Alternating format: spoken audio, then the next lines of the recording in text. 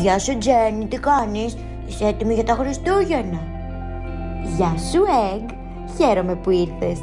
Ναι, είμαι έτοιμη και ξέρεις, με χαροποιεί που ήθελες να μάθεις για το χριστουγεννιάτικο καραβάκι. Είναι ένα πανέμορφο και πολύ παλιό έθιμο, να ξέρεις. Λοιπόν, ναι, το είδα στην πλατεία και μου έκανε τόσο μεγάλη εντύπωση.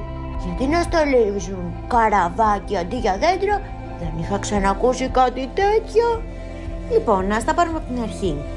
Το καραβάκι ήταν το παραδοσιακό στολίδι για πολλά χρόνια, ειδικά στα νησιά και τις παράκτιες περιοχές της Ελλάδας. Ξέρεις, για τους Έλληνες η θάλασσα είναι ένα κομμάτι της ζωής τους.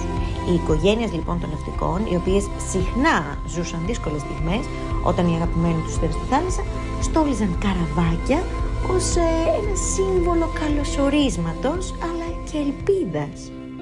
Αυτό